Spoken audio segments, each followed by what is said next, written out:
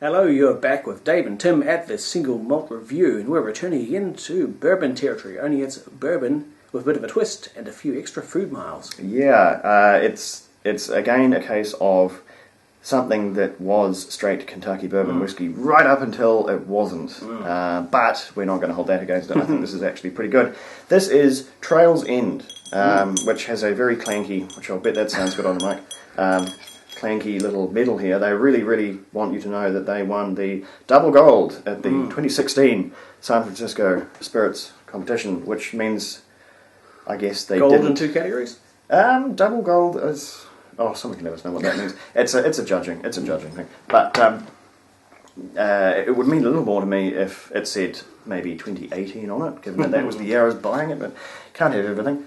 And yeah, as we say, it's a bourbon adjacent because this has been finished with Oregon oak. So this has gone astray. This has wandered out. It is not a Kentucky straight bourbon. It was. It had a finish in Oregonian.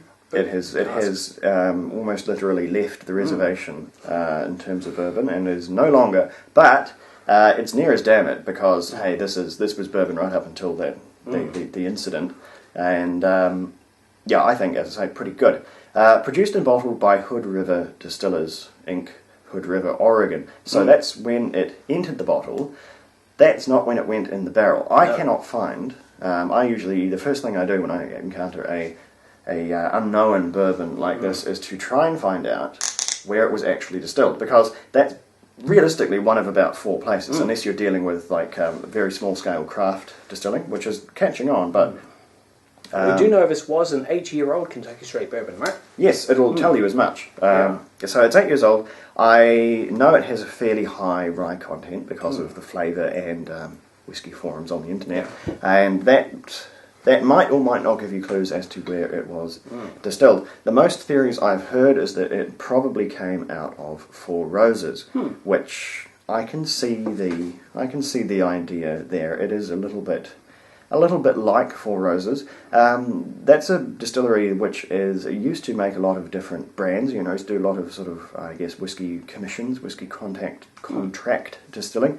but is kind of trying to ratchet that back to become more of a distillery which makes largely its own whiskey, not exclusively, but a bit more like Wild Turkey's mould of primarily just making Wild Turkey. Although, as we discovered with what was it, Charles Goodnight's something Texan Ranger whiskey, not exclusively. So what we have here is a mystery spirit, which has been altered somewhat.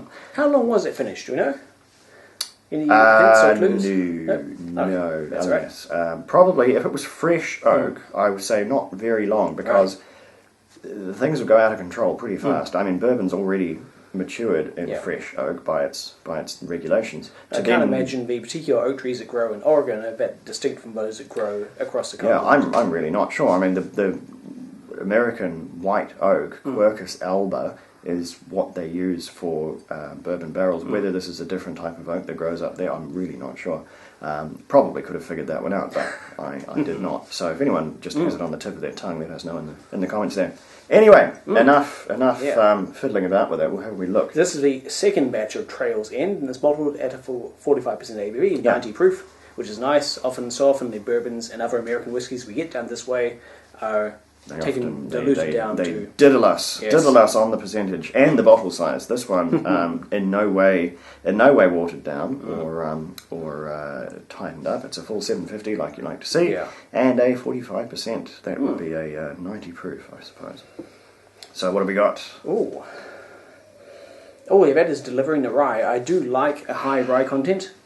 Straight rye whiskey is wonderful. This is not bad, obviously, but it is delivering the particular bready, spicy floralness. Yeah, it's pretty spicy. Which, it's very spicy. Rye whiskey to me. And it's very woody as well, as you might expect for something that's been in not one but 2 fresh barrels. One fresh barrel for 8 years, another fresh barrel for a more limited finish. But But yeah, I like it. Clove and cinnamon and all of these sort of characteristics which sort of sit on the rye end of the spectrum for bourbon whiskies. I mean, there's some resin and bark and some freshly charred wood. And the rest is really woody. I'm getting a I'm trying to detect any difference from the Oregon oak, whether that does have different profiles from the normal American, bourbon white oak. There's a little bit of. Do you get a little bit of eucalyptus in here? Now, you mentioned, I really do. A little bit. I grew up around a lot of eucalyptus tree. trees, and the Australian eucalyptus is quite ubiquitous in the warmer parts of New Zealand, and there are some near my hometown. And it reminds me of those big strips of bark that fall off on a hot summer's day. Reminds me of eucalyptus wood, and eucalyptus and flower has a particularly sort of aromatic, sweeter, not like, because fresh, if you squash up eucalyptus leaves, that's more of a chemical, more of a medicinal, that's like a Vicks vapor rub kind of a thing going on. That may not play in the States, but that's what makes koalas slightly perpetually stoned, right? I'm not sure about the stoned nature of koalas. That's certainly the only thing that koalas eat, to their detriment. Jolly panda bears of Australia. But I don't know. That is I think where this is departing. Yeah, there's a lot of fresh wood on top of the mellowed, robust, spicy character of a well-aged bourbon. And we know that 8 years plus, you can start to get some truly astonishing. That's not young for a bourbon. That's on the older end of the spectrum. Let's see what's on the palate. Oh yeah.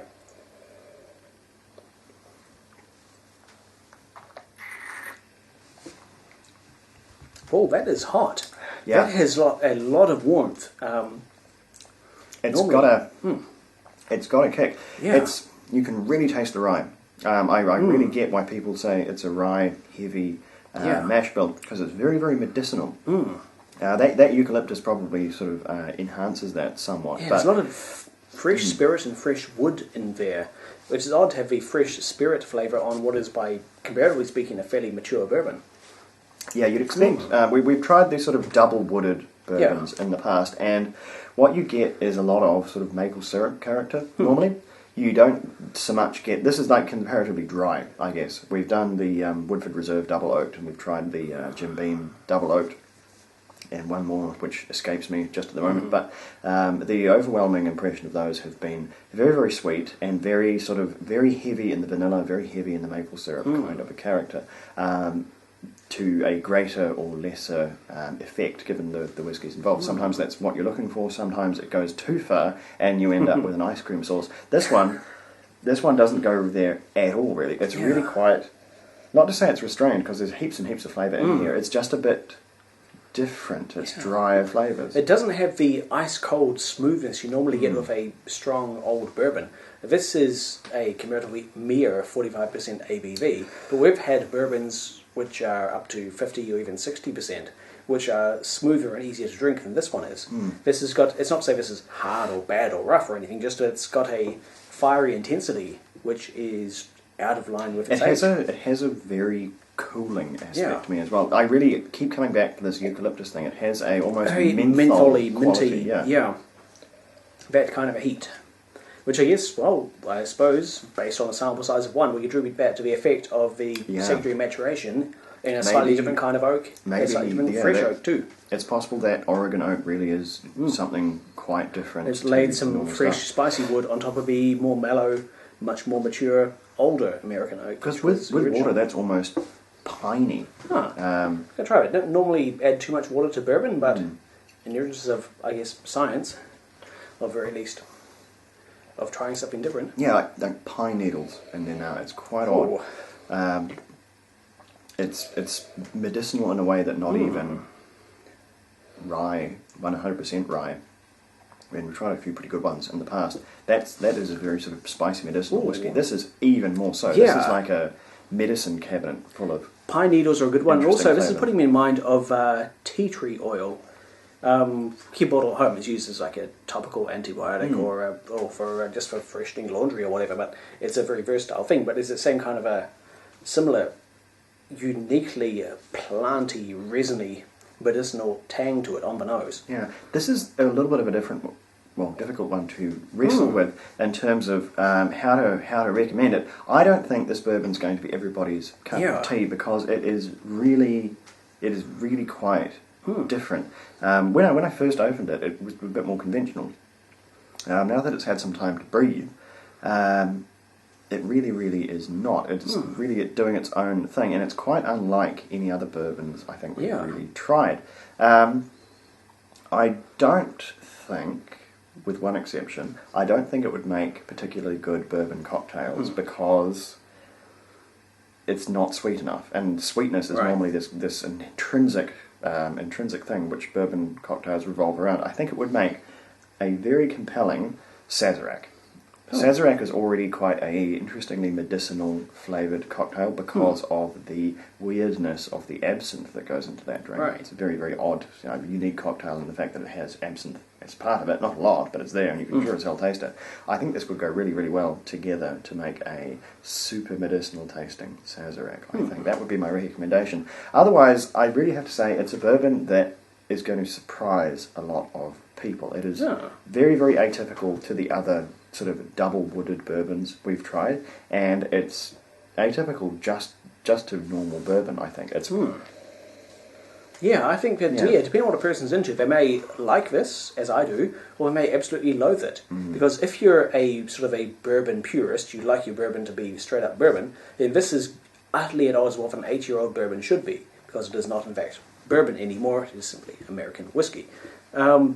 But if you like the sort of a bit of fire, a bit of extra spice on top of those mellowed 8-year-old bourbon flavours, then this is a really novel twist on a more established style. Yeah, I think I like it because it's different. I like spirits that are, that they sort of move around in terms of their character a wee bit. So I think the scores for this one, I really do like this. I think it's 88 from me. It's pretty good stuff. What do you think?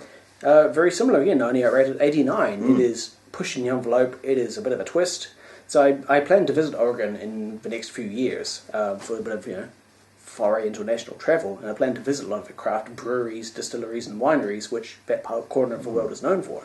And this is a good sign of just how they're trying novel new twists on some time-honoured traditions. So it is quite weird. Yeah. Certainly, like bourbon aficionados tread carefully, I think. And of course, everything we're saying, this is a batched product, and this is only batch number 2. So if you see a different number there, then what we're saying may not apply whatsoever. But as far as batch number 2 goes, I think that's fairly comprehensive look at it. If you know anything about this, like where it might be made, I'd love to know. But anyone who has tried this and has some opinions on it, I'd love to know, especially from more sort of core bourbon drinkers, which we are not. Ours is always this intrinsically outsider perspective on American whiskey. But I would love to hear your thoughts. It's a whiskey that I think I haven't finished thinking about. I haven't come full circle on exactly what I think on this. I'd be keen to know how it compares to other Oregonian whiskey.